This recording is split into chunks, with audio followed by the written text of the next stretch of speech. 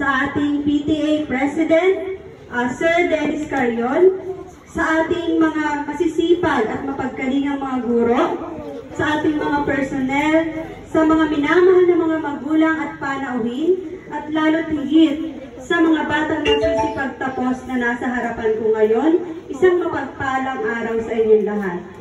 Isang karangalan para sa akin ang maimbitahan upang maging guest speaker ngayong araw na to sa temang Henerasyon ng Pagkakaisa, Kaagapay sa Bagong Pilipinas. Marahil kayo ay nagtataka, ano kaya ang ibig sabihin ng Bagong Pilipinas? Bakit kaya tinawag itong bago o kaya meron bang lumang Pilipinas? Ang paggamit ng bago ay nagpapahiwatig ng pag-asa, reforma at pagsisikap na mapabuti ang kalidad ng buhay ng mga mamamayan sa ating bansa. Kayo, bilang magsisipagtapos ngayong araw na ito, gusto nyo bang mapabuti ang kalidad ng inyong pamumuhay? O di kaya gusto nyo bang mabigyan ng magandang kinabukasan o buhay ang inyong mga mahal sa buhay? Kung ganon, may mga dapat kayong taglayin para maisakatuparan ang inyong mga pangarap na pagbabago sa inyong buhay. Una, syempre, ang pag-asa. Naniniwala ba kayo na habang buhay may pag-asa? Yes, syempre. Dahil ang pag-asa ang nagbibigay sa atin ng dahilan upang magpatuloy, magsikap at maniwala na may mas mabuting naghihintay para sa atin. Bilang mga kabataan, sabi nga ni Dr. Serizal, kayo ang pag-asa ng ating bayan. Bakit? Sapagkat kayo ang susunod na henerasyon na magpapatuloy at magsasaayos ng kinabukasan ng bansa. Kayo ang may sariwang pananaw, sigla at kakayahang matuto at umangkop sa mga pagbabagong dala ng makabagong teknolohiya.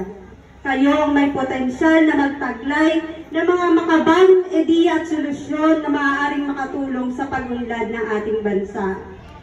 Gayunpaman, ang pagiging pag-asa ng bayan ay may kaakibat na responsibilidad. Kailangan yung mga kabataan na magkaroon ng tamang edukasyon, disiplina at malasakit sa kapwa at sa bayan. Ngunit kung hindi kayo mabibigyan ng tamang gabay, maaaring hindi ninyo magampanan ng maayos ang inyong papel sa pagpapanatili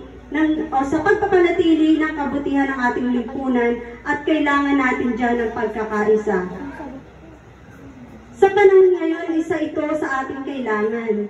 Napakahalaga ng pagkakaisa sa kasalukuyang sitwasyon sa Pilipinas dahil ito nagsisilbing pundasyon ng isang matatag na bansa. Lalo na sa gitna ng mga suliraning panlipunan, pang-ekonomiya at pangkapaligiran.